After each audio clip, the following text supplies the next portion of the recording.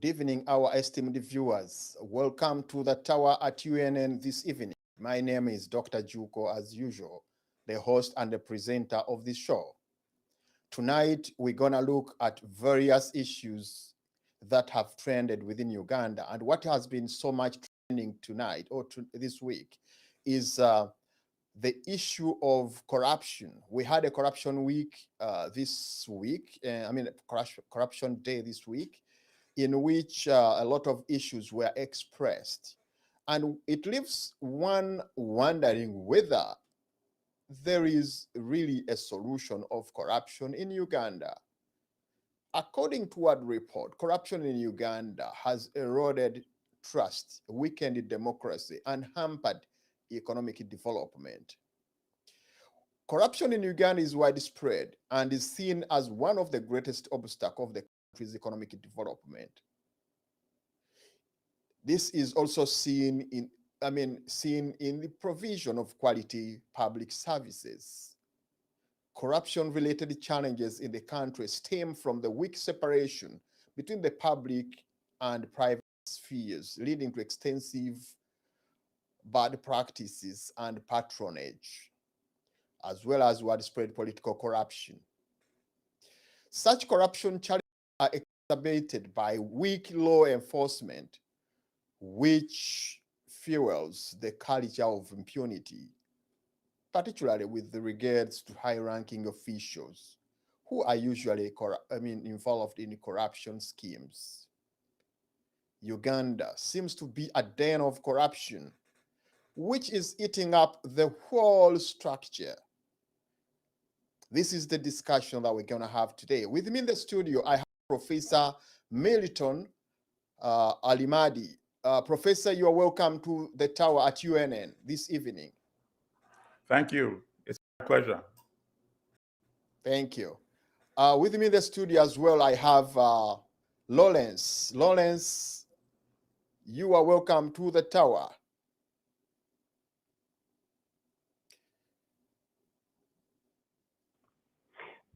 Thank you so much, Dr. Juk, for once again inviting me to the UNN Tower.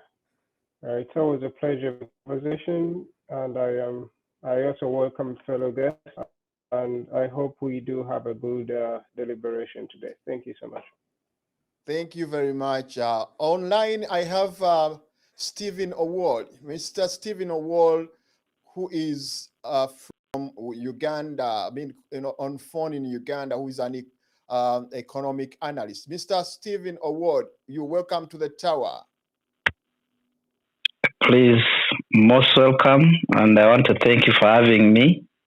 I welcome all the panelists. I've heard of Dr. I'm forgetting their names, but I'm glad to share with you the panel, and I hope we are going to have a very brilliant discussion this evening. Thank you very much. I'll have also Dr. Miriam Matembe coming over soon to join us as we try to discuss and digest into this digging into the economic and social problem or monster of corruption. Let me start with Stephen. Stephen, you seem to be very conversant with the system in Uganda, first of all, and secondly, you are an economist who can try to dig for us the foundation of this discussion. How is Uganda economy right now, and how does it look like? What is the structure of the Ugandan economy right now? Thank you so much, Dr. Joko. To our viewers and listeners, this is a very interesting discussion. First of all, somebody needs to know what is Uganda, where is the location of Uganda, what is the economic status of Uganda. When you look at Uganda, Uganda is found in East Africa. There are some people who may have joined this discussion for the first time, and perhaps they may think, is Uganda a new NGO? Is it a new factory? Uganda is a nation of around 46 million people located in eastern part of Africa, To the north, we are bordered by South Sudan. To the east, Kenya, south, Tanzania, and southwest Rwanda. And then to the west, we are bordered by DRC, the Democratic Republic of Congo. We are a multilingual society with 52 ethnicities. We have a population of 46 million. And in terms of economy, we are predominantly agriculture, which is to a larger extent in subsistence. The industrial sector of Uganda is just evolving. We are mainly an import consuming country. In the 70s and in the early 80s, we used to import most of our consumer commodities from Kenya. But in the recent years, we've been importing most of our commodities, manufactured goods from China and then Dubai. Our public sector and then the service sector is too narrow, employing less than 2 million. I'm looking at the structure now. When you look at Uganda, we have been independent for the last 57 years. We got our independence in 1962, and at that time, our economic base and growth was at the same level with the current South Korea, Singapore, Malaysia, and most of those tiger Asian countries. When you look at the GDP of Uganda, the GNP, our total budget value for every year, for last year it was 44 trillion Ugandan shillings. In terms of dollars, this is 17.5 billion US dollars. That is the equivalent of our GNP. Now, in terms of debt burden, we are crippled with a debt burden of over 52 billion US dollars. That is the current index of the debt burden per GDP, per GDP as it stands today. Now, it is interesting that even with this smaller economy as it stands, smaller than the current total value of Coca-Cola, smaller than the value of Apple as a firm, smaller than the value of Amazon, you'll be surprised that even with these mega resources, this economy has continued to face the worst unhindered level of corruption. Whereas Uganda has gone through a number of challenges that has tried to take it back, challenges like wars, challenges like famine, but in the recent past, for the last 35 years, Uganda has tried to be a little bit stable. However, it has registered limited progress in terms of economic growth. And this has been partly because of corruption. When you look at corruption in Uganda, unlike other countries, ours is open day stealing, it is looting on an industrial scale, shameless diversion of public funds patronized by those in leadership, shameless stealing without regard to the people who should benefit from this little money. That is Uganda. When you look at the sectors that are so much infested greatly by this cancer in Uganda, the first sector is the police. According to Afrobarometer, when you look at the research conducted by Afrobarometer of 2019, the indicators, their lineup include the victims, mainly include police, the judiciary, our tax body, which is the URA, the public procurement department, the civil service, the army, hiding under what we call classified expenditure. All these sectors, among others, have promoted this cancer of corruption. Of course, somebody may be interested in finding out why is this so deeply so in Uganda. One, Dr. Martin will bear with me because she has ever held a position of the Minister of Ethics and Integrity. One of the key things that are lacking in our country is what we call ethical values by those who have access to public funds.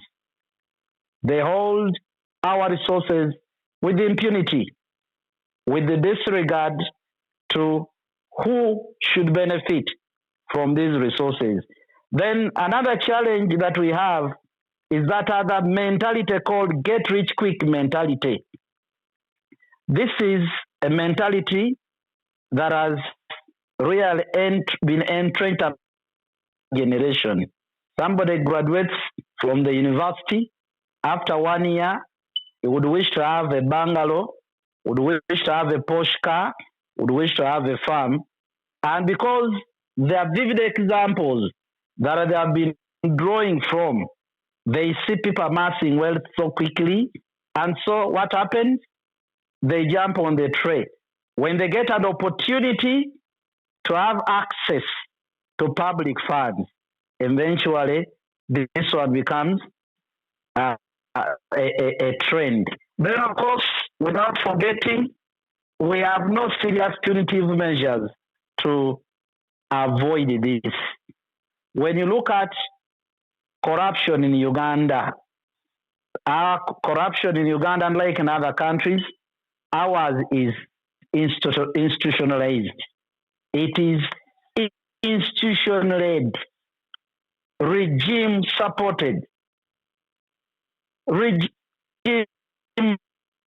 And that is one of the challenges that we have. And that right from the top man, the topmost powerful man, to the lowest person down, corruption has swallowed almost all of them, especially those in leadership. Those in leadership. There are so many cases where the big fish, in quotes, that have been open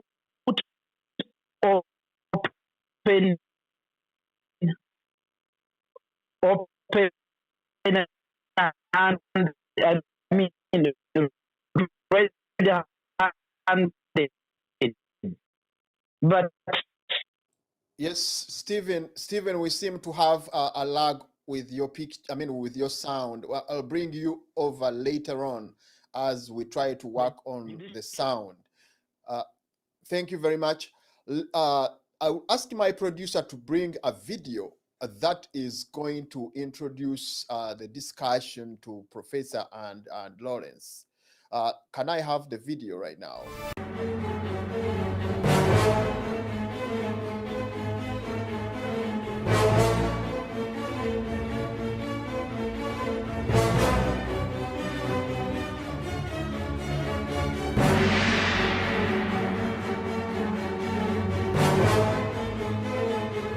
What is corruption?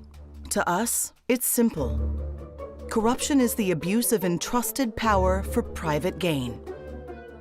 Whether it's paying a bribe to access public services like healthcare and education, or whether it's money laundering schemes involving billions in dirty money, what's important is how corruption affects you, and the cost of corruption can be enormous. Corruption can cost you your livelihood, your rights, your health, your freedom, and sometimes even your life. It erodes democratic freedoms, rule of law, and trust in government. Corruption also reduces your chances for a healthy environment and sustainable future. When money meant to tackle the climate crisis is stolen, that's your future being taken from you. When money meant to improve your local schools, hospitals, and roads is snatched away, opportunities for a better life are lost with it. When money meant to improve your government and the rule of law is stolen, so too is your chance for a more just and secure future. Every year we lose billions to corruption, billions that were supposed to improve all of our lives, our opportunities, and our communities. At times, the scale of the problem can seem overwhelming, but corruption is not inevitable.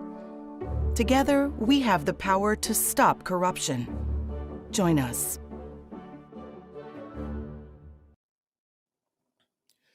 Thank you very much for that video. As I mentioned prior to I said we have a very serious problem of corruption. And with me in the studio, I have Professor Milton Alimadi, who is a professor and a writer. And also I have Mr. Lawrence Semgoma, who is our analyst here at UNN. Let me bring in Lawrence. Lawrence, you seem to be able to look at some of those great issues that Mr. Owori has mentioned. And they seem to be touching when you look at the data that he gives. Can you please dig deep into and make a comparative analysis as we try to dig deep into corruption? Can you relate corruption with impunity that we have in Uganda, and how does it affect the local population? Well, thank you so much, Dr. Junko, for that question.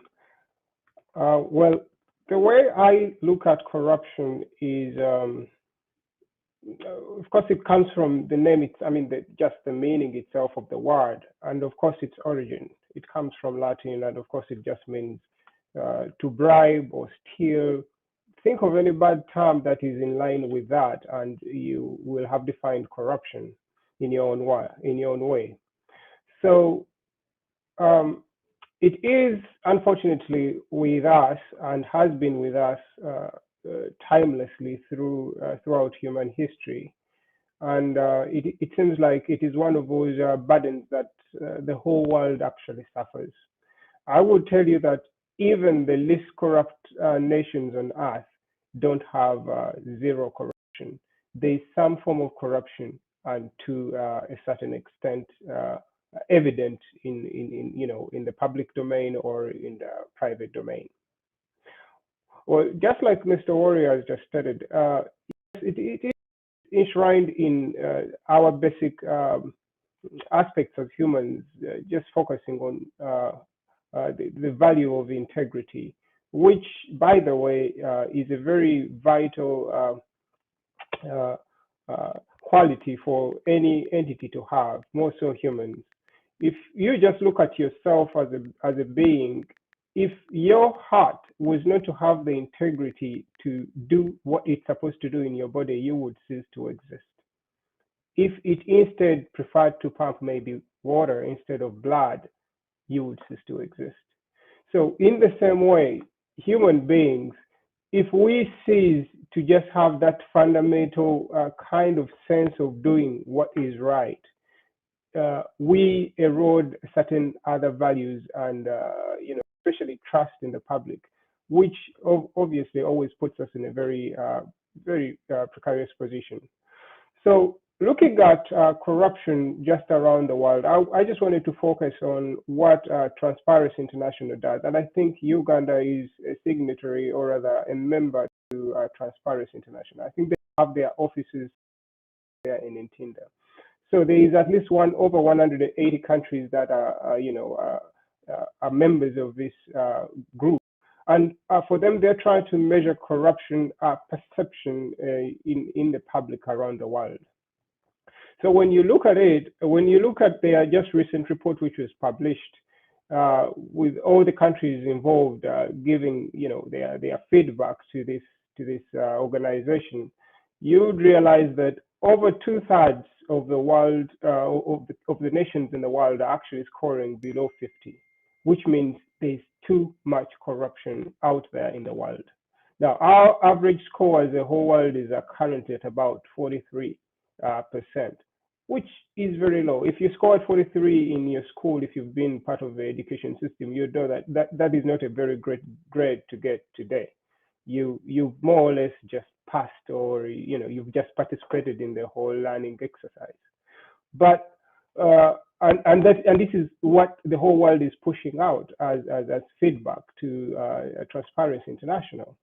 So looking at the top performers and the bottom performers, you have nations like Denmark, New Zealand, Finland, Singapore, which was also in the same bracket with us, just about independence in terms of economic development.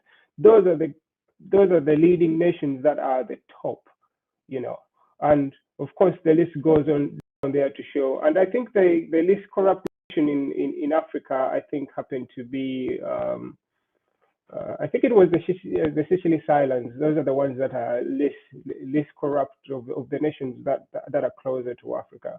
And of course, in the region, Rwanda is doing the best, and the rest of us are down in the lower, percentile.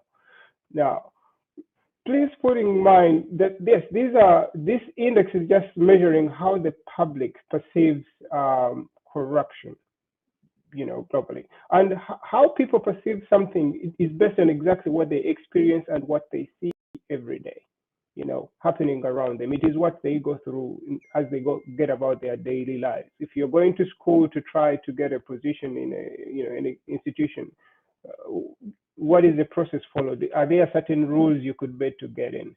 If you're trying to access certain projects that are maybe in a church organization, are there ways you could bend that process such that it goes your way? And when it comes to the public domain, which is more so government, then it is even the worst there. And just like my brother Warrior just stated, of course, the entities that you expect to be the protectors of integrity and peace are actually the ones that perform the worst, more so the judiciary and the police.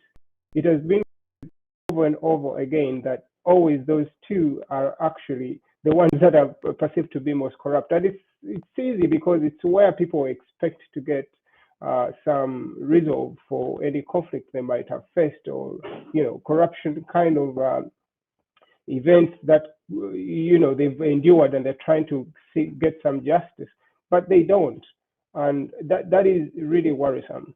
Now, focusing on just where Uganda is in terms of the corruption index, I think our current score is right now 27%. 27%. If you've been in the school grading system, that is even below the F9, which is starting probably at 39%. So we are doing so badly.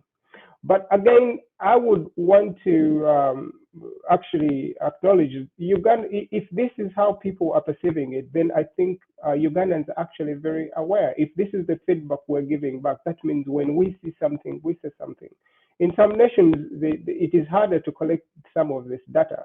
But if this is how we're giving the feedback back and what we're enduring and giving back, that's actually good. We're participating in painting a good picture as to where things are. So we are doing so badly as a nation when it comes to the corruption perception index. But looking around the world, and of course sub-Saharan Africa, which is the location where Uganda is, we're scoring the list. We are the people who are below. We are the F9 team, because our average sub-Saharan Africa, which is Uganda, going down there to Kenya, Tanzania, and all the nations down, we're at about 32%. Then when it comes to the Middle East and North Africa, they're doing a little better. They're at 39.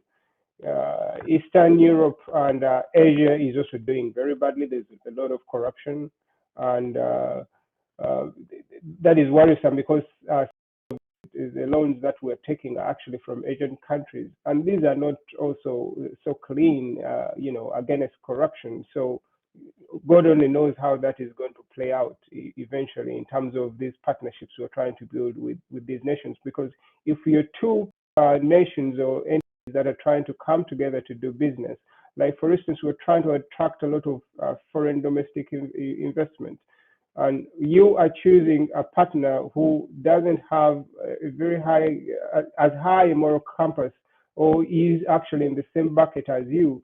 Only God knows how that arrangement is going to play out when you start working on a project together. It is no wonder that you're getting all these scares like we had just recently had the whole airport scandal where people are like, oh, the airport was already mortgaged.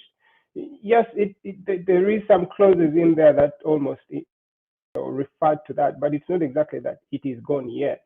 For $200 million, like the case was presented, I don't know whether that is sufficient to take over the entire airport, but we shall find out eventually. But that is not concluded yet. So getting out to the nations that are doing the best, which is I think the nations in EU and Western Europe, that is where the Denmarks are and all these. If you look at those that are best, performing best in corruption, when it comes to now, like currently we're dealing with COVID-19, the pandemic, those are the very nations that are actually doing the best in terms of actually pushing the vaccines out there and protecting their people.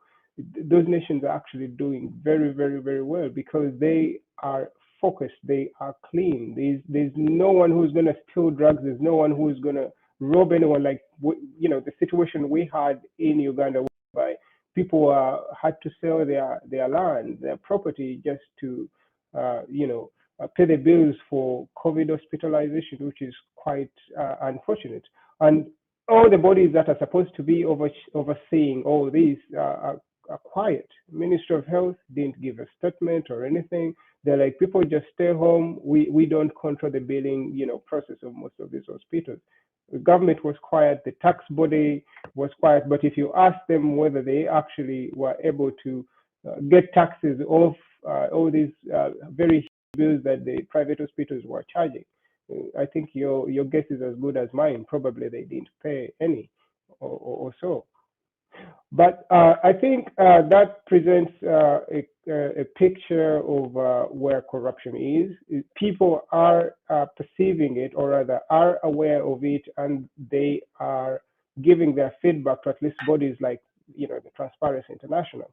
But what is then left to the public to do after all this is said and done? Because having matrices out there or all these other reports is not just enough. It's good that gives us a starting point to show that we are aware of the challenge that we are faced by. But now then comes the action. How do we improve scores? Are we making those steps boldly? The judiciary police has always come up as the most corrupt. Have any changes happened, in the last 10 years or so? I think actually our rank has dropped very, very, very, very big in the last 10 years. We've dropped by over 20 places to the 140 something position we have right now. So there's still a lot of work to do. We should be improving, but it seems like we are just getting worse and worse towards the tail. So there is a very big job for every good Ugandan citizen out there in the fight for corruption as to how we are going to tackle it, and it's everyone's responsibility. And I like it when sometimes people always are like, no, let the government just step in to resolve this. But when all this is happening in the background, and maybe there's a farm that needs to get a contract, maybe it's a procurement contract, or it's one of these other big deals we're having, maybe it's in the oil industry, or there's an infrastructure, project that the government is going to undertake. It's always the private citizens that are there. They're the footwork of corruption, and they are the ones that enable it. But how are we going to get it out of society? That looks to be like a job that you and I would have to partner on, and everyone else to commit to, such that we are able to have less corruption, if not a corrupt-free nation. Thank you so much. I beg to submit on that point, Dr. Joe. Thank you very much, Lawrence, for that highlight. And it has been a really very awesome kind of discussion. In the studios, we have also Honorable Miriam Atembe, right from Uganda on phone. Honorable, we are happy to hear from you. Yeah, I'm glad to hear you, but I have missed the whole debate, so I don't know how I shall fit within the First of all, context. I've not heard what people have been saying. you're going to hear Professor Alimadi is going to analyze, but before I bring in Professor, would you greet our viewers as we try to dig deep into the issue of corruption and impunity in Uganda? Okay, I want to thank you for inviting me onto this forum, and I want to regret the fact that we could not connect properly. I don't know what's wrong because I always connect with these other people internationally, but I don't know what's wrong with this one. Next time we shall prepare and see how to sort it out. But I'm glad to be here, and I want to thank you that wherever you are concerned about Uganda being your country and trying to discuss and maybe find solutions for what can happen to this country. I want to thank you for organizing this debate and for the interest you continue to have in this country. And I say good evening to all of you because I'm sure good morning. I don't know what time it is at your place, but mine here is 8:30 at night. So I don't know what yours is right now, but our colleagues in Australia are having a morning, and people from Malaysia, Indonesia, that side, and they are also listening to us and watching us. Thank you, Honorable. I'll come back to you. Let me have Professor Milton.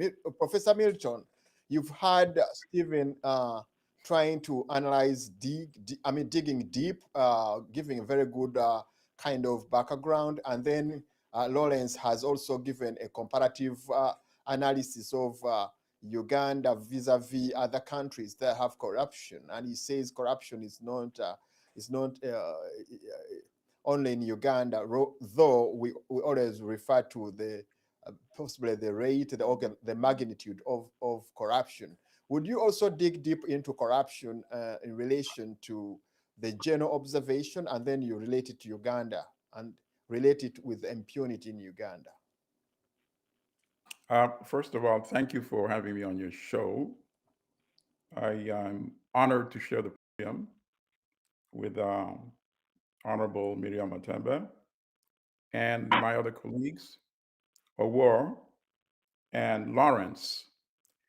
Generally speaking, of course, corruption is a global phenomenon affecting every country.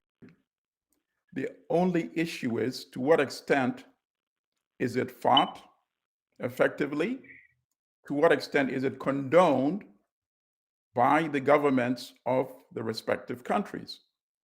And that, of course, is what we can analyze and show the difference in each case.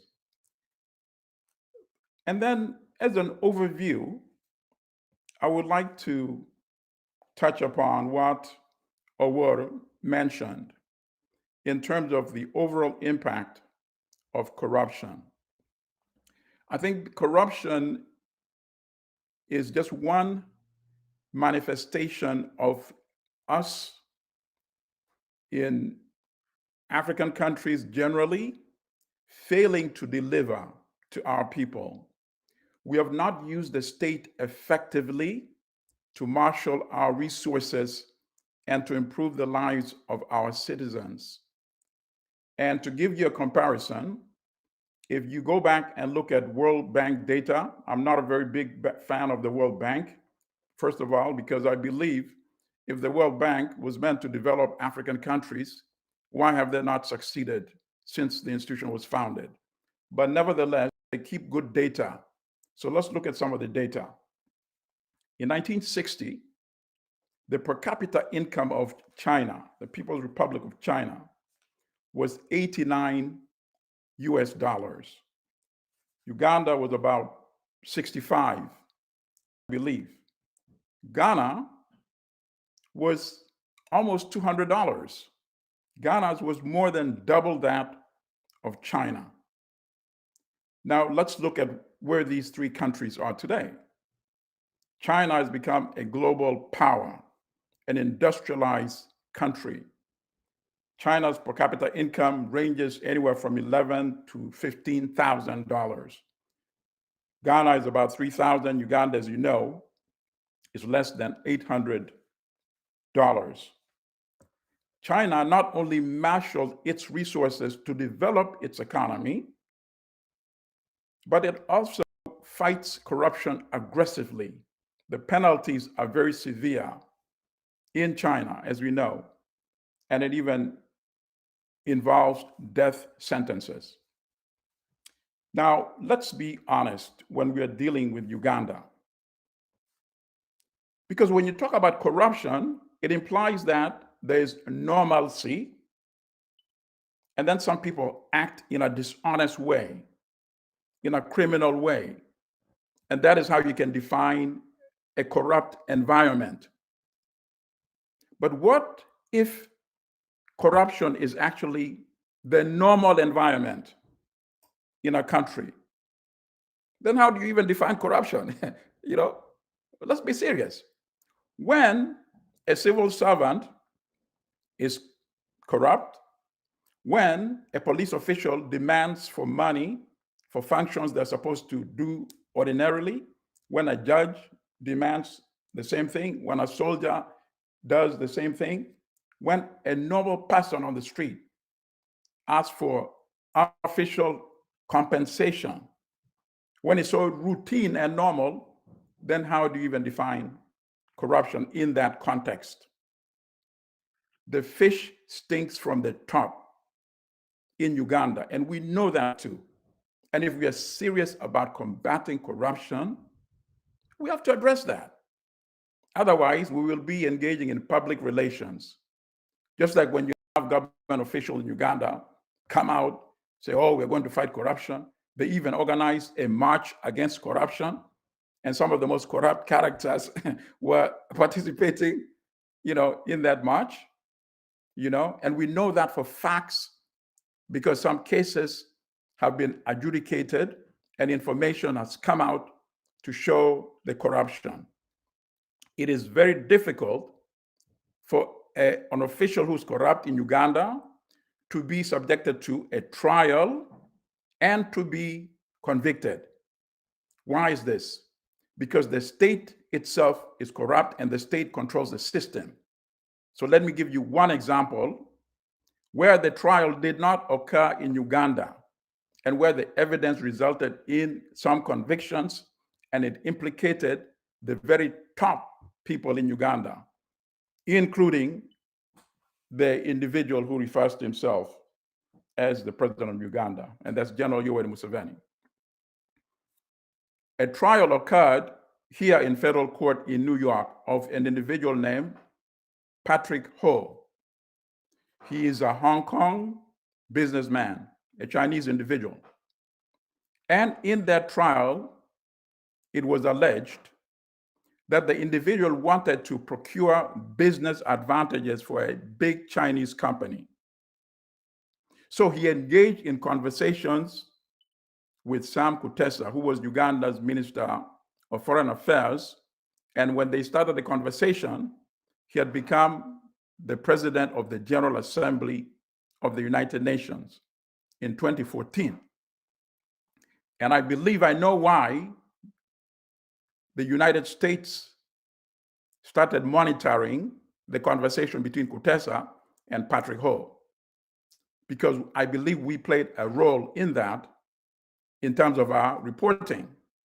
Before Minister Kutesa was sworn in as the president of the General Assembly, we covered several stories. And one of them was that Sam Kutesa had been unlawfully billing the United Nations, sending them invoices from his company, Entebbe Handling Services. And the bills range from up to 4 million some years, up to 5 million some years. And why do I say it was unlawful? Because when his company bid for the contract with the United Nations to provide services, cargo services, at the airport in Entebbe and other airports in the region, he did not disclose to the United Nations that he, the foreign minister, was also the CEO and owner of this company. So he got that contract illegally. Otherwise, the UN would not have given him that contract. So he billed over a 5, 6, 7-year period a total of about $30 million. And how did we discover this? By doing some research on the website of the United Nations. And we noticed this invoice coming from Kutesa's company. We found one small invoice. I think it was about maybe $200,000 for 1 year. And then, you know, when you're in journalism, you have to be creative sometime. So we copied the URL. I think that year was for maybe 2010 or something, 2011. So we copied the URL, and then the last digits at the end of the URL would give you the year. So we said, let's change the year and see what comes up. So we took the same link, but we kept changing the last 4 digits to get a different year.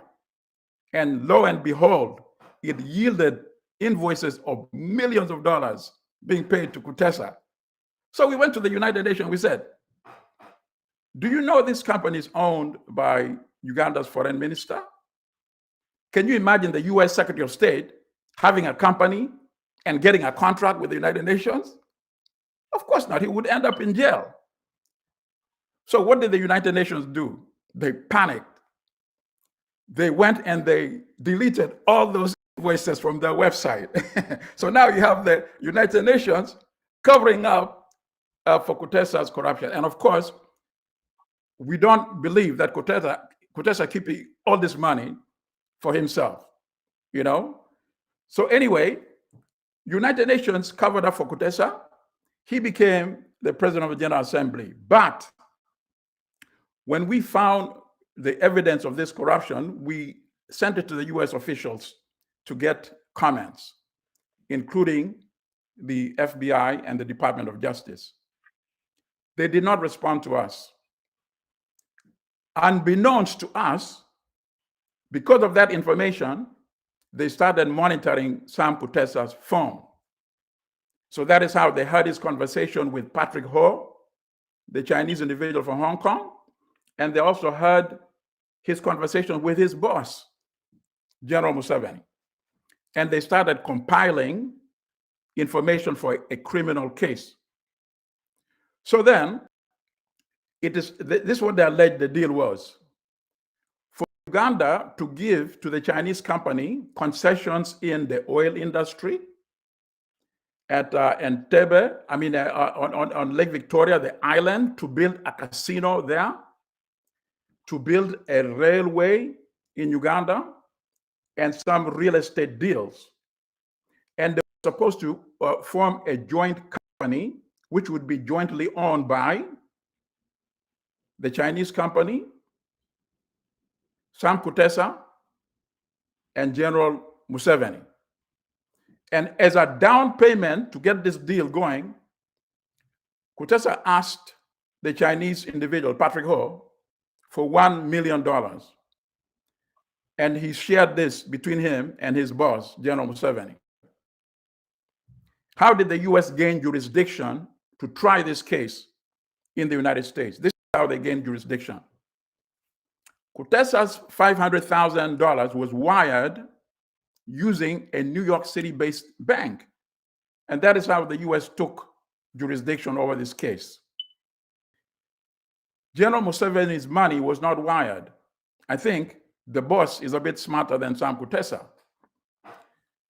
When Patrick Ho was invited to go to Uganda for the swearing in of General Museveni on May 12, 2016, Patrick Ho came with a delegation to discuss business with the Ugandan authorities, and he flew to Uganda. This is alleged by the United States government in the trial, which led to the conviction. It is alleged that on that Gulfstream jet that brought him from China to Entebbe, he carried with him $500,000 in cash. and that was General Museveni's half. Patrick Ho ultimately was tried, of course, because after he left Uganda, he kept coming back to New York, and then one day he was arrested and at JFK Airport here in New York by the FBI, and that is what led to the trial, and that is what led to his conviction. So let me add another element in this whole case. You notice General Museveni has been saying, oh, Kutesa told me the money was for charity. He's not addressed all these other issues that I just listed. And here's the deal. Not a single journalist in Uganda, and I don't blame them because it may not be good for their health and safety, but not a single journalist in Uganda has said, General Museveni, it is alleged, and Ho was convicted, not only for giving Kutesa 500,000, but that he also flew to Uganda with 500,000 in cash for you. Is this true? Nobody has asked the general that question.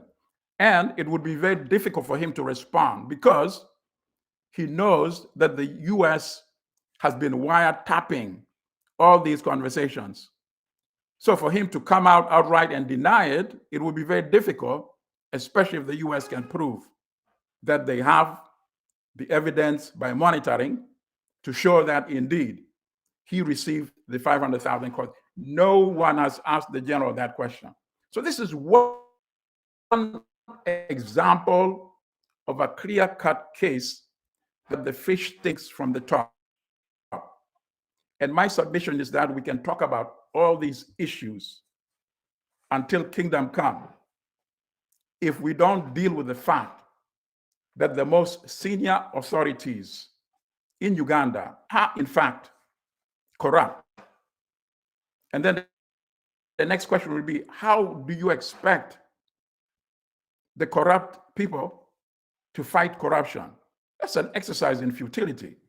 It would be like asking government to fight itself. It would be like asking government to commit suicide. So we have to be honest about these issues. So the policeman who takes a little money here, the soldier who takes a little money there, of course, looking at what the captain of the team does at the top, we would be very unrealistic to think there could be a system, a parallel system where some people are subjected to the law, the rule of law, and some people are not supposed to be subjected to the rule of law. What kind of country would that be? And that actually seems to be the situation in Uganda right now, that we expect everybody else to be law-abiding, but the top authorities in Uganda, including General Museveni himself, not to be law-abiding. Owuor used a very interesting word. He said, corruption has been institutionalized in Uganda. I think he is 100% correct. It means corruption is the normal in Uganda. So in fact, it means the people that are not corrupt are the ones who are seen as abnormal. So we have the system upside down.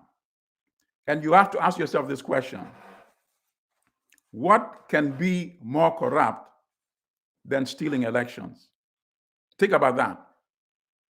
When you steal elections every 5 years for the last 35 years, because that is opening the door for the corruption of stealing money and stealing state assets. You have to be in power. And how do you gain power? By stealing elections. Once you do that, then you can engage in the other corruption which comes from there. So I think I will leave it at that. I'll be happy to engage in conversation going forward. But my final submission is that until the most top corrupt officials are not in power, we will be engaging in an exercise in futility. I'm happy to say the United States has just come out with a new policy recently announced by the Biden administration during the summit, the Global Summit on Democracy, which the US now says it is going to protect whistleblowers, people who come out with evidence of corruption, including in African countries, including in Uganda. They will protect them, And here in the US, whistleblowers are also given compensation, substantial amounts of money. So if this is policy announced by President Biden is real, I would encourage Ugandans who have evidence of corruption, take it to the US Embassy and tell the ambassador, I'm responding to the announcement by your president that whistleblowers are going to be protected. Thank you, comrades. Uganda marked the International Anti-Corruption Day with the theme of promoting active citizen participation in social accountability. Bishop Joshua Relee's prayer touched on Ugandans' worriness about the misuse of government funds. The people we lead are tired. They're like sheep without a shepherd. They feel oppressed and have nowhere to run. They no longer believe that we are their best interest at heart. President Museveni blamed corruption on people who want to get rich quick. The ideology of how you can create wealth, personal wealth, group wealth, national wealth, without stealing. The Inspector General of Government, Betty Kami, has advocated for a lifestyle audit to catch corrupt officials, but the President says the Inspectorate should do performance audits on government projects. The money which is stolen and nobody follows is mainly government money. But this government money, we know where it is coming from. And we know how much each year. So much money is spent on the roads. First, are the roads there? And if the roads are there, are they the right quality and at the right price? He asked agencies that are fighting corruption to work with the ordinary person. So if you want to know what the problem is, contact the victim of corruption. And who is the victim of corruption? It is the villagers. Kami and other stakeholders on this mission say a lot more must be done. Some of us are even practitioners and beneficiaries of corruption, using the very offices we occupy to fight corruption. So whose war is it? Increase recovery of stolen public funds by way of refund, settlement, compensation, orders, and fine.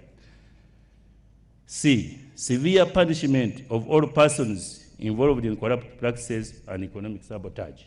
Kami recently said that the country loses 10 trillion shillings to corruption annually, money that can do a lot for the country's development. Juma Kiria, NTV. Uganda marked the International Anti-Corruption Day. Yeah, thank you very much. Professor Alimadi, that is a great work that you've presented. We also have Honorable Matembe online from Uganda. Honorable, you've had Professor Militon trying to analyze these issues, and also you've seen how the impunity that we have in Uganda has continuously affected the fighting against corruption. And one of the quotations here, I have a quotation right from you, Honorable. It was saying that corruption is rampant in Uganda because Museveni wants it to succeed. There is nothing that can succeed unless he wants it. Museveni cannot fail to get something that he wants. So that quotation by you brings you on board on this very issue. Can you go ahead, Honorable? Thank you very much. I think I'm glad to have listened to Alimadi. Yes, Professor Alimadi, yes. To the gentleman who has been speaking, and having heard him, I don't know whether I have anything to say. In lawyers say we don't have anything beneficial, to add on. I think in where you got that caption, that where he was saying that Museveni has never failed to get what he wants. So if he wanted to fight corruption, he would manage. when I was talking on that day, I told people, can the corrupt fight corruption? Can the corrupt fight corruption? Of course, the corrupt cannot fight corruption. And that's what the gentleman was talking about. And I'm glad I'm talking to you immediately after the president made a clear statement, and he made it. I had talked to the press in the morning, to NBS, where you got that statement, which you have referred to me, that indeed he cannot fight corruption. And I had said that Kamya is just talking silly talk. And then in the evening, at the celebration marking corruption, which I said in Uganda we should be celebrating it since it is no more and it has become a lifestyle. He said to Kamya, the supposedly IGG, whom I can assure you is not a person qualified to be IGG, and he said, go slow, be careful in dealing with the big fish who are corrupt. Be slow, be careful, because these people steal the money and invest it here. I see skyscrapers, I see hotels here, I see, so go slow about them, don't touch them, be careful. That is now the new slogan. Go slow, be careful in dealing with the corrupt, the huge ones. And after saying that, he went ahead and launched, I tell you, and launched the so-called lifestyle audit. After saying, please, this one, no, then he goes ahead and launches it. Turning Ugandans, I don't know how we are just fools. I don't understand. But in short, since I see there is no time, I agree entirely with the gentleman, I forget the name, whom I listened to attentively, and I want to remind him that when I was the Minister for Ethics and Integrity, we censured Kutesa when he was the Minister of State, and yet after the elections, he was appointed as full cabinet minister, together with Muhwezi Jim, whom we had censured. I want to ask all of you listening to me to buy my book, my latest edition, which is entitled The Struggle for Freedom and Democracy Betrayed. You can find it on Amazon. It is there.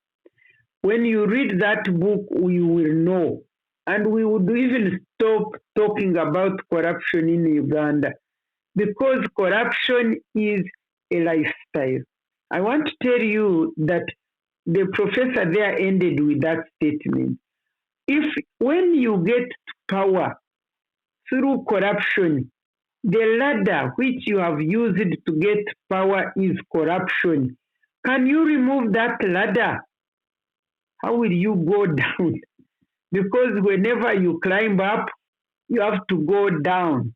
Now in Uganda, you climb up in leadership in any position of authority through corruption. But majorly, the bribery in Uganda, we do not have elections anymore. We have voter purchase. You get into positions, political leadership through voter purchase. And you go there and you fight corruption. I mean, I want to tell you people who are not in Uganda that the levels of ethical value degeneration, the levels of moral decadence, they are just too high. In Uganda, it's about self. It's about securing positions of power for yourself. So, all along, leadership should be about serving people. In Uganda here, leadership is self-centered and power-oriented. Simple. Just get power for your own stomach. I, myself, and I. I mean, that's what it is. Nepotism, highest level. You cannot, if you have integrity, if you are a judge and you have integrity, will you be promoted? Can you be promoted to high level? You will look at even those judges who stick to integrity. I can assure you they will stay. If they are at the high court, they will stay there. If they are magistrate, they will stay there. If they are court of appeal, they will never see Supreme Court. And that's what it is. If anybody is to get a job, you must pass through somewhere. So corruption is simply a lifestyle. When you see the president who clearly says, please, I warn you, IGG, go slow about dealing with the big corrupt people and be careful, because you see, they are stealing that money. Those are his words. They are stealing that money. They build hospitals, they build hotels, they build, of course, his own hotels are there. If you remember, maybe you are not here, may not have thought that at one time, many years ago, he was in Ntungamo and he addressed the public and say, you know what, me when I retire, I will go to manage my hotels. Which hotels was he talking about? And even this time he told Kamia, please, don't look into those people who are stealing money and they are building hotels. In case they take this money outside Uganda. Now I want to ask you, what do the high-class hotels benefit Ugandans? Even if they build, you steal the money, supposed to buy medicine, supposed to pay doctors and nurses, and you build your own private expensive hospital where the ordinary Ugandans cannot go. Now, what is that? And yet he's hailing it anyway. For me, I have talked and talked and talked. Of course, I don't talk only.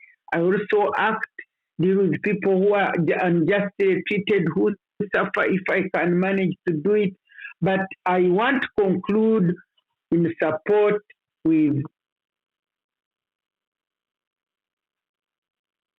the one I am talking about. I'm sorry, I forget names quickly, but I want to agree with you that unless there is change of government, and I'm one person who says it loud and clear every day, unless there is a change of government, we cannot, whatever strategies you put in place. Remember, I was at one time the Minister for Ethics and Integrity.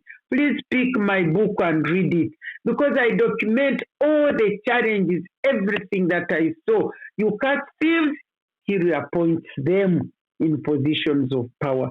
It is all about nepotism. It is all about state capture. The state has been thoroughly captured. It is about a clique of the family. The family, you can imagine now, Sarim Sari is such a huge person. When the parliamentarians see him, they kneel down. You can imagine you appoint a prime minister and a vice president, and Sarim Sari calls him to his house. You tell me which institution is there in Uganda which is working? And then you start talking about fighting corruption. Just forget about your country until God comes down and redeems us. Whatever you talk, whether you tell Americans have their own interests. Recently, when they were after him about, very harsh with him, then he accepted to accommodate the Afghanistan. Now, things are okay. Which country has gone to invade another country? You can imagine Uganda with all this. I mean, where did they get permission to go and invade Congo? And moreover, the members of parliament are saying, no, you don't need to ask. You don't need to tell the parliament. Remember, parliament is the voice of the people. but parliamentarians are saying, yeah, you go, invade, go everywhere. It is for our security. In Uganda, it's about self. Until all those countries you are quoting, Singapore, everywhere. I remember when you read this book of Lee Kuan Yew, first world, third world to the first world, what was driving him in leadership and in authority was the existence that Singapore had to exist and prevail. He had to build it and make it exist. He was driven by that, nothing else, until we get leaders who are driven into positions of power by the love and commitment for their country and their people. Forget the whole thing about fighting corruption. And in fact, in Africa, not Uganda alone, but in Africa, until we get leaders who are human-centered and service-oriented. How many times has Museveni told you, for me, I'm not here to serve you. For me, it's about myself and my family. The words have been translated into action, and that's your Uganda. Cry, Thank you, Honorable. my Thank you very country, much, the book I used to read about Thank South you. Africa. I'll But get you from cry, there, my Honorable. beloved country. I'm sorry if I'm being pessimistic, but I don't know.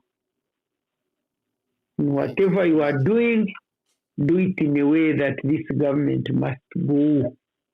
And I'm not saying that once it goes, immediately corruption ends. No. I have lived in this country. I saw when Obote's government went and Museveni's government came in. I know the changes that happened. I know when we were still pursuing our 10-point program before the leadership wavered off the road. I know we made tremendous changes. So if you change and get a new government which is driven by service to the people, not self-centered and greed for themselves, we can always start afresh and see where we go. For me, I think I place Uganda and Africa, by the way, in particular, generally, into the hands of God. I believe in God. Many people don't believe in God.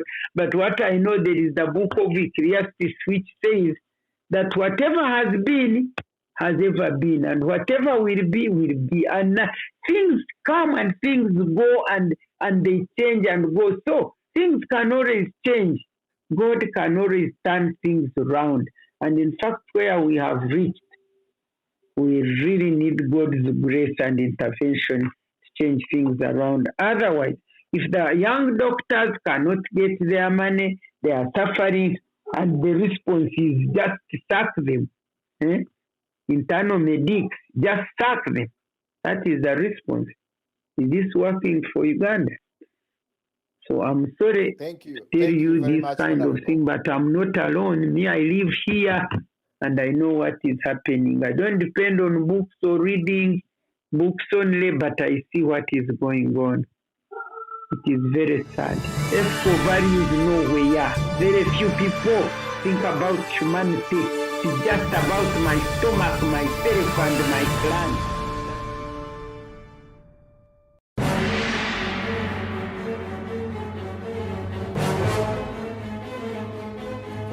Least corrupt nation out of 175. Another report by Human Rights Watch in 2018 titled Letting the Big Fish Swim castigated President Museveni's government of failing to prosecute high-level corruption in Uganda. Now, in what seems to be fresh efforts to fight corruption, President Museveni, government officials, anti-corruption agencies, and Ugandans on Wednesday held an anti-corruption walk aimed at raising awareness about the vice. But will this action bear fruit?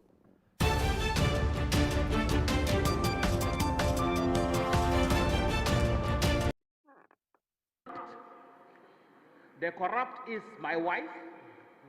The corrupt is somebody's husband. The corrupt is somebody's sister. The corrupt is somebody's brother. The corrupt is somebody's father. The corrupt is somebody's mother. The corrupt are our grandparents. The corrupt are the society that we live in. Mr. President, we are all corrupt.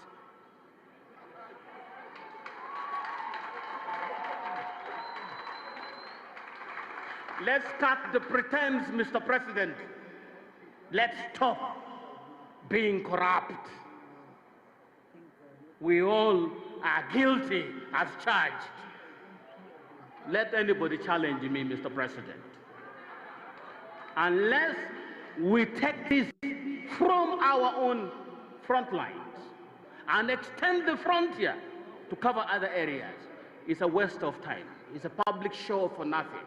I come because it's a public show, but deep down I know we are going right back to practice the same damn corruption that we claim to fight.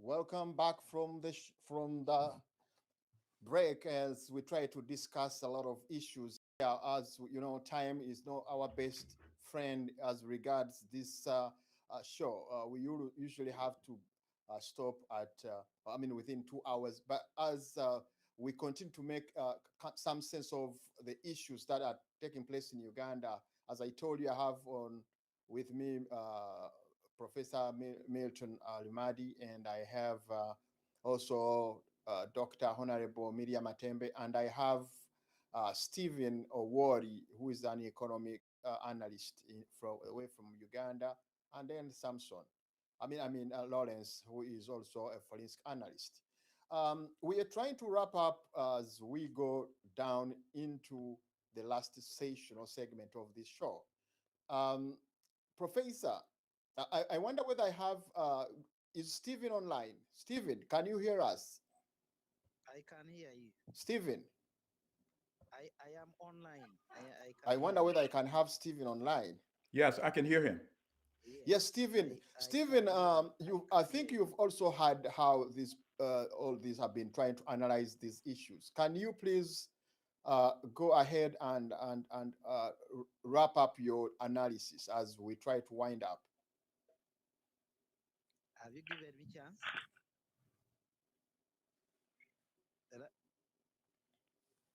it my chance to contribute something? Is it my chance? I can't hear you. Go Is ahead. it me on stage? Okay. Good evening once again, everyone.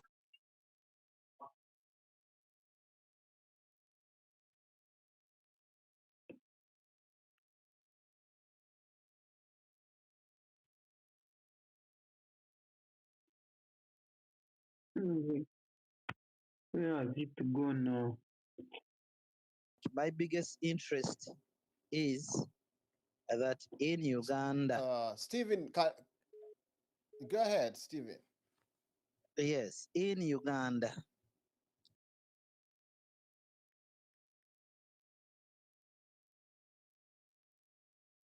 I can't hear.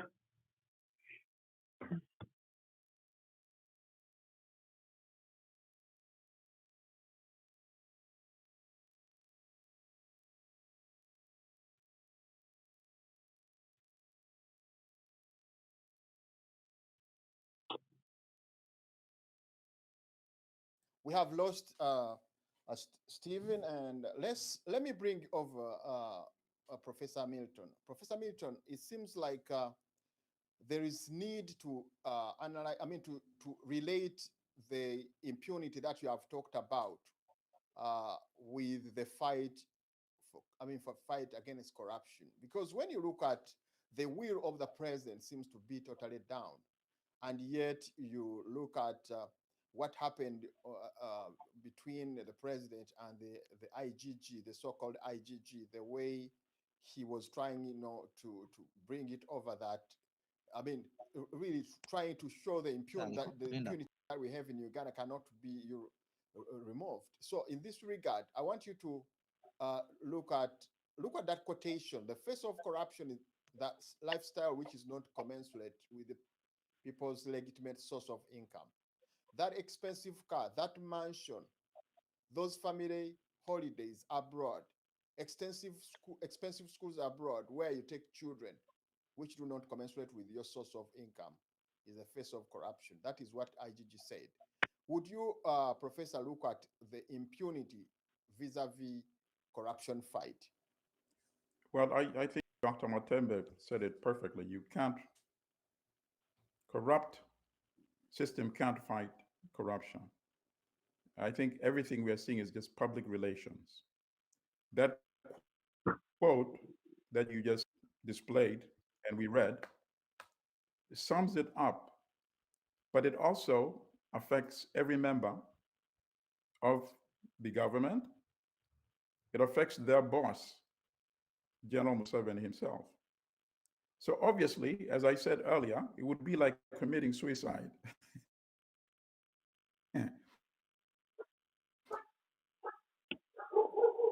Remember, in Congo, when Mobutu was in power, when Mobutu was pressed on corruption, what did Mobutu say? And Mobutu, of course, was one of the most corrupt rulers in the world, allegedly stole $5 billion.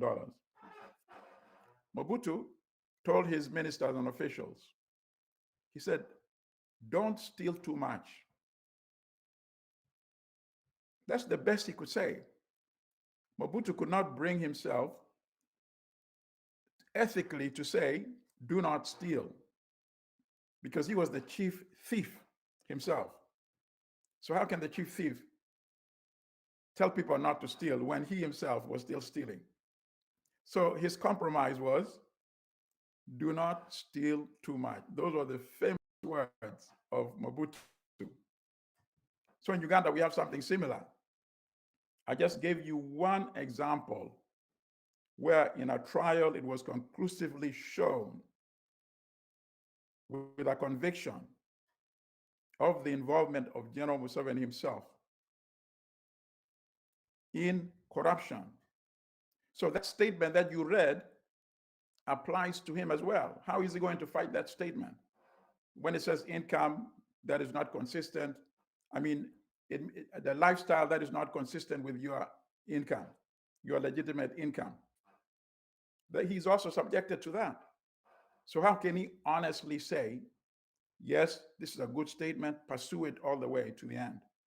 Because if you're pursuing it all the way to the end, then you have to pursue it all the way to State House as well. So if you compare that statement, his response to it, and to what Mobutu said, now you see the similarity between the two.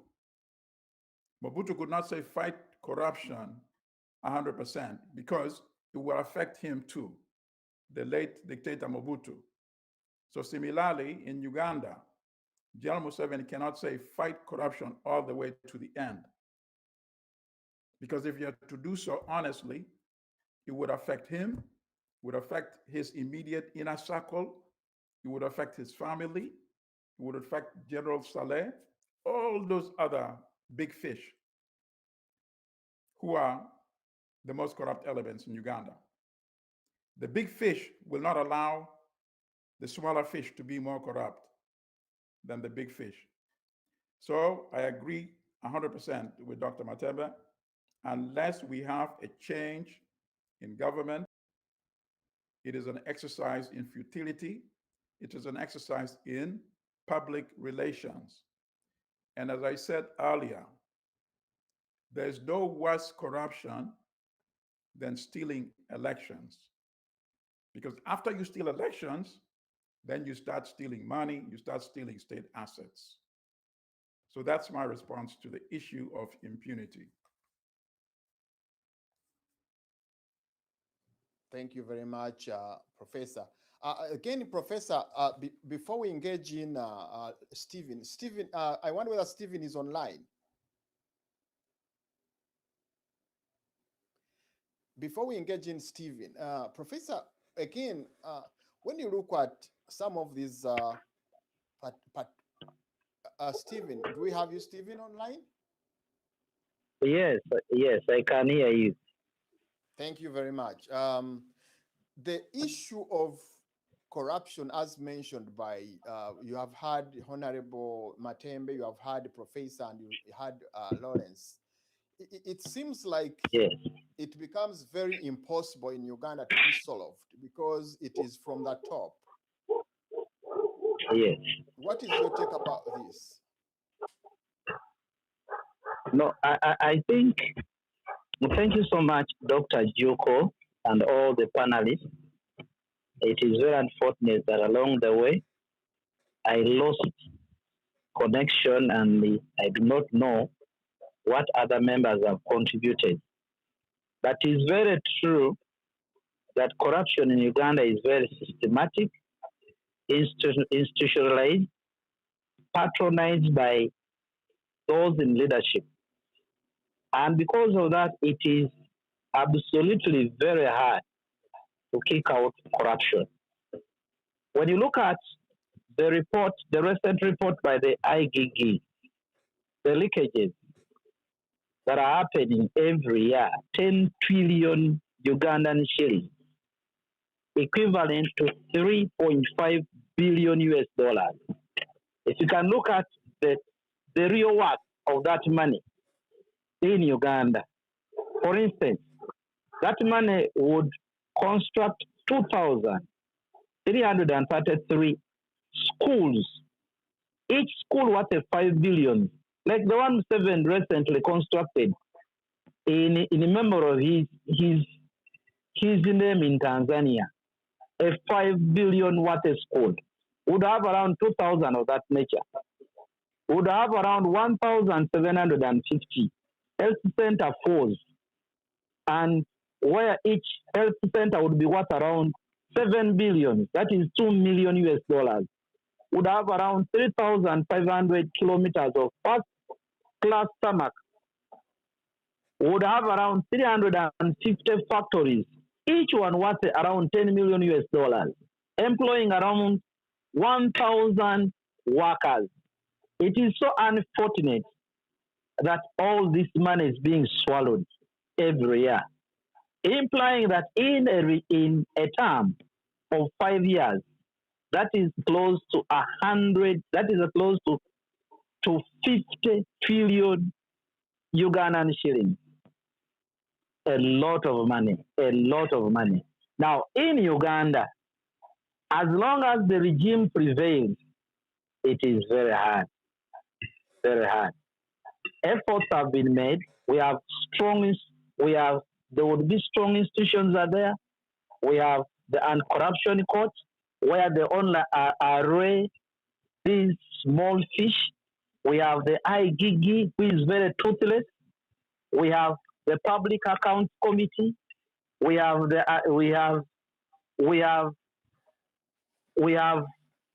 Auditor General. But it is laughable that all these institutions, together with their accompanying laws, don't have any effect to stop this kind of cancer. The reason, it is because those who are corrupt are connected to the big family. They are connected to the leadership, and therefore, there is no way you can handcuff them, because at the end of the day, they have the protective umbrella of the first family. They have the protective umbrella of the regime. So it is very, very hard, unless the solution is to have this regime saying bye-bye, and that's when we can do the overhaul of everything. Otherwise, as long as this regime still prevails, it is very, very hard to kick out corruption. Two, it has become a normal trend. It has now transcended from the Bush generation fellows to their sons and even their grandsons. It is now a normal thing. It has now moved from those who orchestrated it for the last 35 years. It has now caught up with their children and their grandchildren. And it has now become normal because the fathers and the grandfathers, they are still in the system. And in the case their children are threatened, they are the ones actually protecting these institutions. So the civic, this other new stealing generation is still protected. And the only way to remove this kind of cancer, it is to do an overhaul, remove the regime plus their supporters and have something new. Otherwise, short of that, Uganda is still crying. It is very unfortunate that even our development partners have not done anything to stop this. They have continued to pour money, which money you cannot tell where it is going, which money it is being swindled. The development partners cannot make a follow-up of where this money is going. And this money is now in the hands of a few people. Now, the challenge is that there is now an irony of a class system. We have the class of the have and the have not. Just a handful of people are stinkingly rich compared to the majority who are languishing in poverty. They lack where to sleep. Their children go to poor schools, and it is laughable. Even the so-called institutions like schools that they have tried to put in place, when you look at the children, the graduates of those schools, the best they can do is simply to be askaris at the verandas of banks. And those who are disappointed because they cannot find jobs, they end up going to the Middle East for voluntary enslavement. That is how bad it is. It is so bad. It is so bad. So, as a country, I know Dr. Matembe is listening. She's a prayerful woman. She's a God-fearing woman. She has ever handled the office of ethics and integrity. As a country, we need a spiritual solution. Why? Because this country lacks ethics, and it is one of the reasons why there is this kind of impunity. The Bush comers. Stephen. Yes. Stephen, just to chip in there, it seems that yes. When people resort to prayer, it becomes, yes, I believe prayers do work, but when people resort to prayer and they fold their hands, that's the lowest level of submission or yes, I would say submission.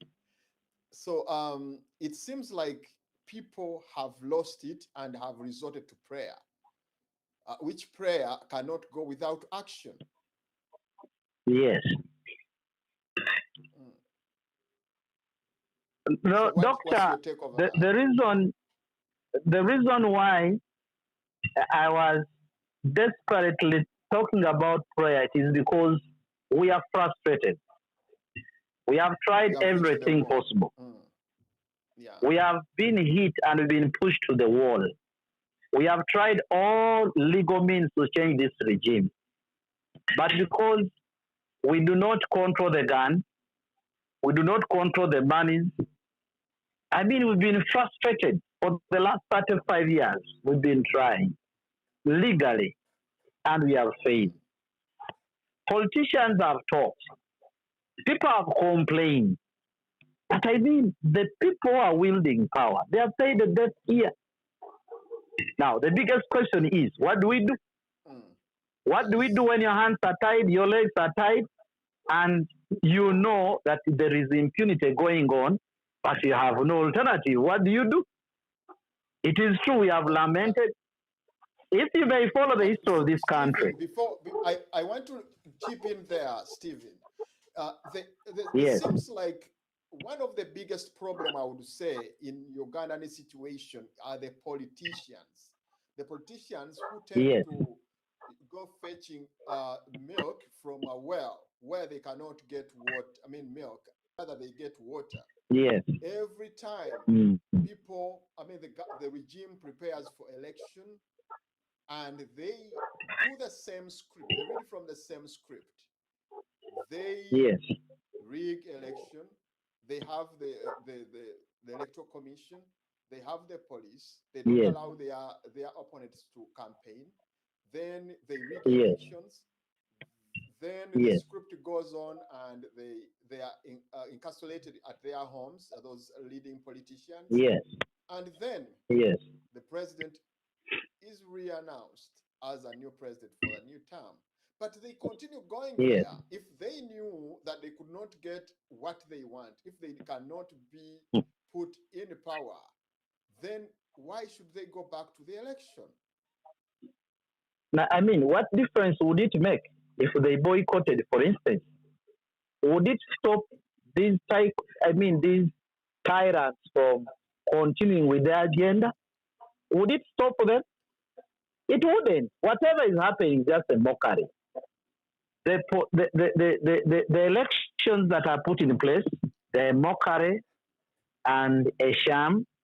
Whatever political arrangement in the so-called democratic kind of arrangement put in place, it is just a mockery. You must have observed that recently we had this new wave of people power. Everybody had a lot of hopes in these young men because it is being driven by young minds, full of ideas. And indeed, if they had an opportunity, they can really change the political and economic landscape of this country. But you need to be interested in knowing how these young men have been handled. You need to be interested in knowing how men are languishing in the prison cells. That others have been in prison for the last 6 months without being reproduced for trial. There is a lot of oppression that is going on.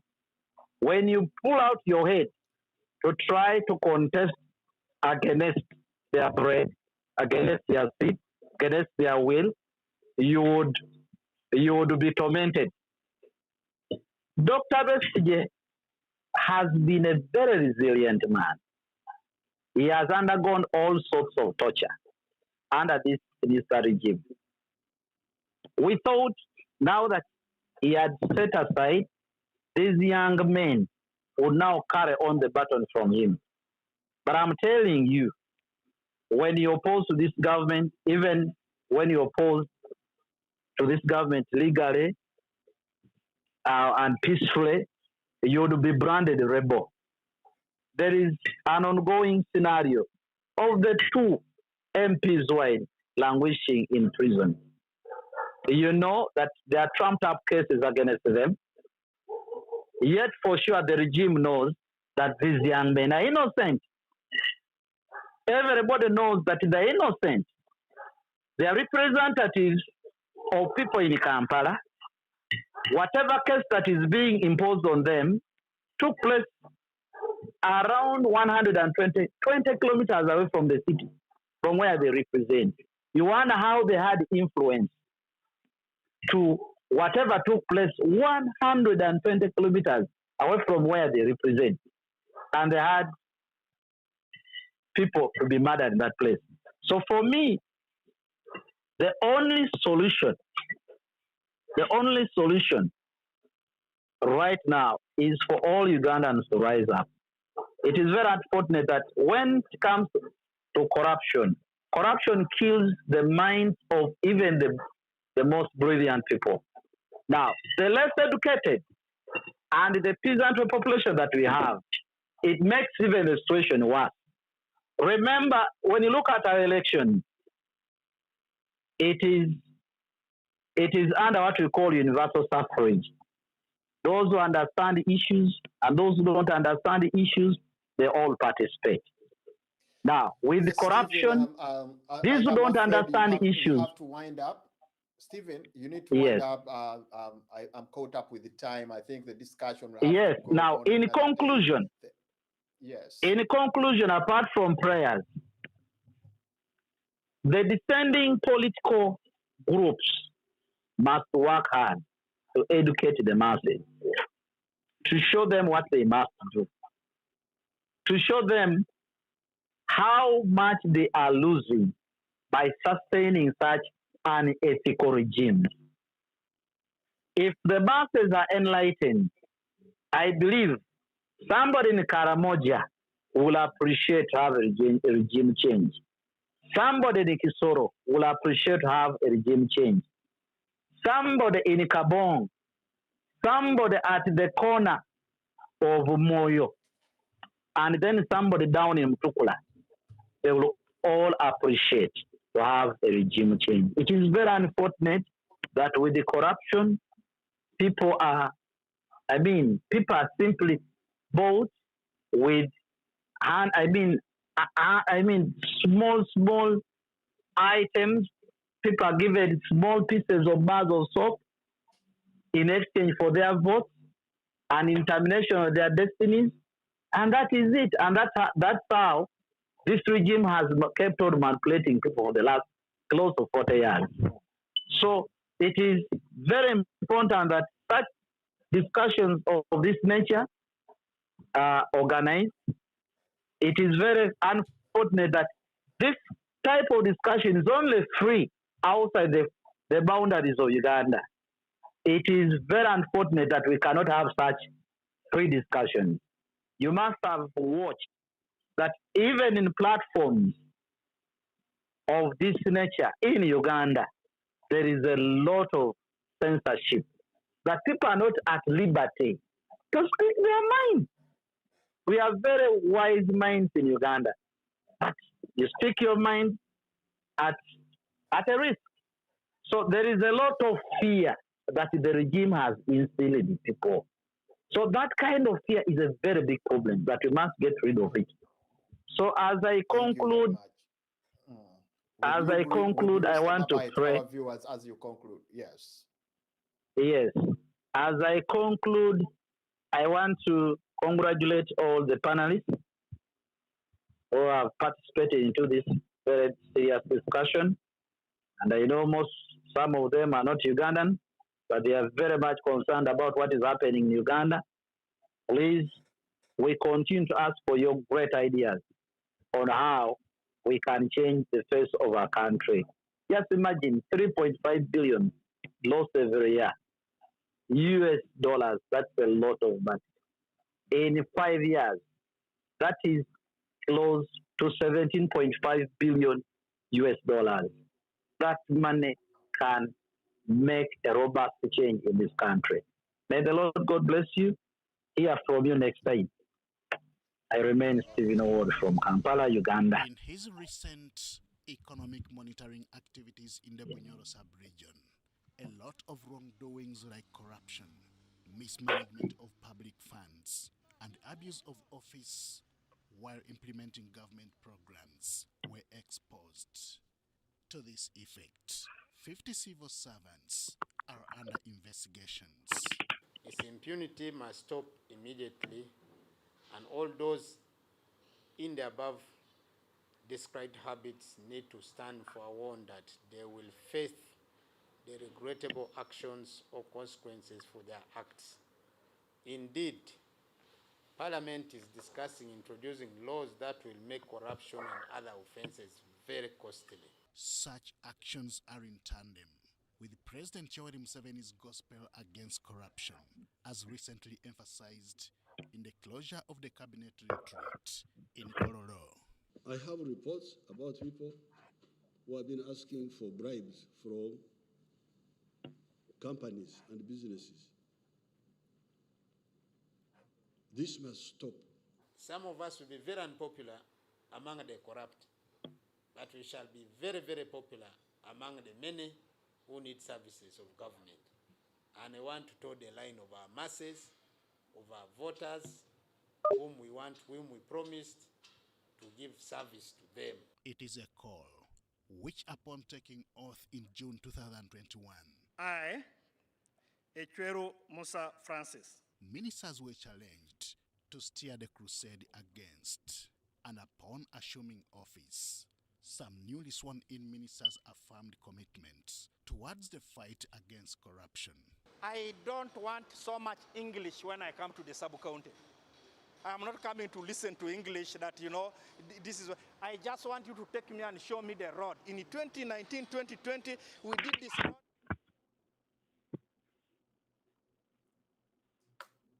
He doesn't want a lot of English. He wants to be shown the road. Yes, Professor, let's have your word and then wrap up, and then you say goodbye to our viewers. Oh, absolutely. I think this was a very productive conversation, and it seems that most of us concluded on the same page. We need to have a change of government. Stephen O'Wall posed a question: when all the legal measures do not work, what do we do? And at that point, I wanted to join and suggest an answer, but he provided the answer to his own question when he said the people need to rise up. I agree with him 100%. And I think the conditions in Uganda today is actually ripe for a revolution. At one point, I think people will come to the streets, and that this regime will go. People will come out in massive numbers because this situation cannot be sustained for any long. Everything has a limit. If powerful regimes like the powerful apartheid regime in South Africa had its limit and it had to go, this regime is not that powerful compared to that regime that was sustained for 48 years in South Africa. I think in Uganda, it's reaching its limit. The people have had enough. So on that measure, I have to say, I'm actually optimistic. I think change will come in the way that Stephen Owo indicated, that the people will rise. And people need to be informed that they have a right to live with dignity, to be treated like human beings by their government, instead of having the commander-in-chief, General Museveni, saying, I'm not here to serve the people. Imagine, head of government saying, I'm not here to serve the people. What is the purpose of government? The purpose of government is to serve the people. So he's declared that he's not interested in serving the people. As Dr. Matembe reminded us, he said, I'm here to serve myself and my family. You do not need government to do that. You need to be out of government. So the people must rise, get him out of government, let him continue to serve himself and his family. not by heading government in Uganda. So I'm happy again that I was a part of this conversation, and I'm very honored to be on this platform. If you want me anytime again, just let me know. Listeners and viewers, I'm honored to have been able to share my thoughts with you today. So thank you very much. May the Creator continue to protect all of you and your families. Thank you very much, Professor. It was an honor having you as well. We have a lot we have discussed, and I hope we shall have you another day as we try to analyze and dig deep into these issues. Finally, let me bring in Honorable Dr. Miriam Matembe to finally wrap up and then say bye-bye to our viewers.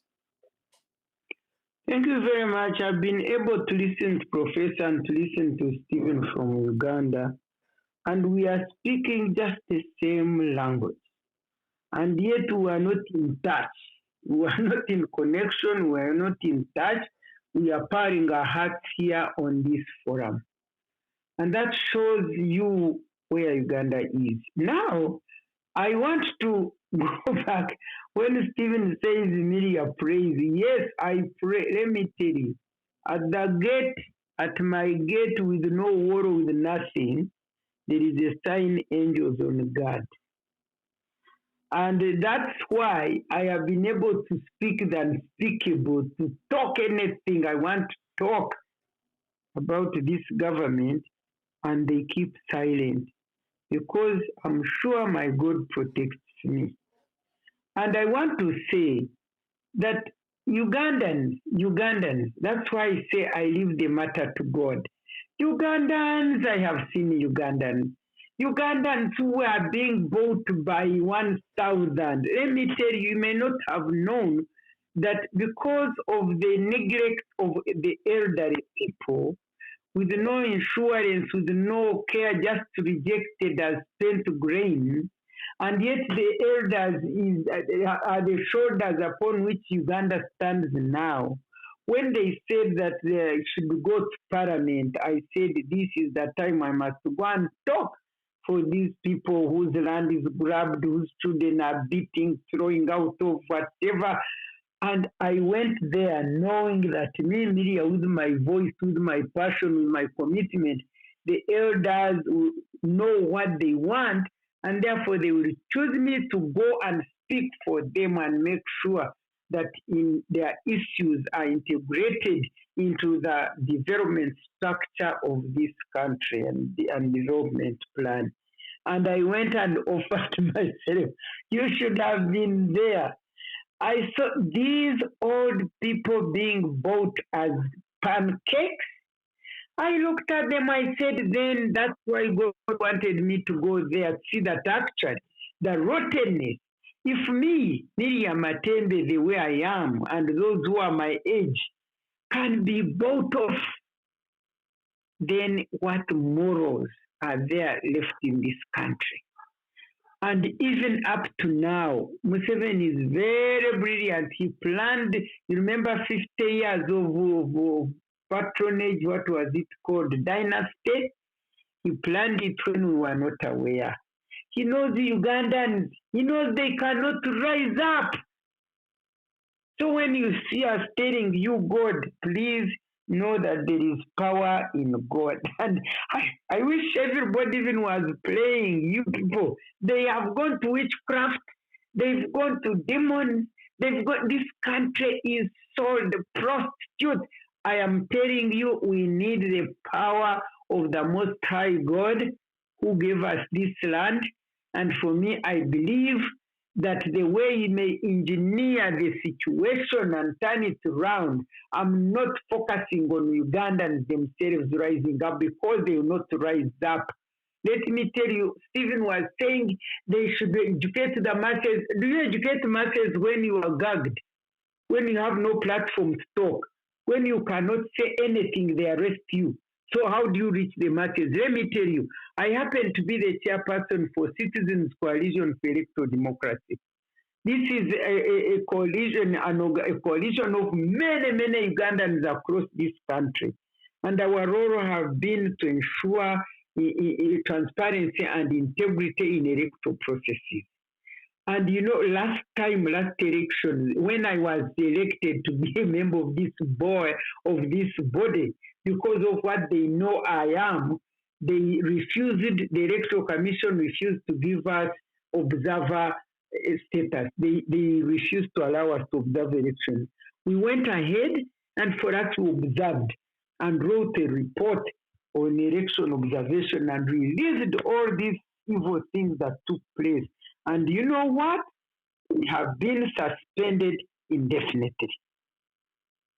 Citizen Coalition for Electoral Democracy has been suspended indefinitely. When I went to the NGO Bureau, they said, you go to Electoral Commission, it is the one which is handling the thing. I got the chairman Electoral Commission, they have refused to meet us. Now tell me, if the chairman Electoral Commission refuses to meet Matembe, the chairperson, Coalition for Electoral Democracy, and mark you, this is a gentleman who helped me so much when he was a state attorney in the Directorate of Public Prosecution when I was Minister for Ethics and Integrity. He really helped me to deal with those corrupt, to deal with our criminals, to do. Now, when he was made a judge, eventually he came and the chairman of the Electoral Commission. He's so scared even to reply a letter to me. So, which other people can go and mobilize the Ugandans to know their rights? When organizations like ours, Pio, hasn't he taken refuge in America now? The Godba with his gliss. We are suspended indefinitely, so which NGO now is even strong enough to mobilize the Ugandans? So that's why I say, Ugandans, fellow Ugandans, let's raise our voices and cry to the Lord. He always hears people.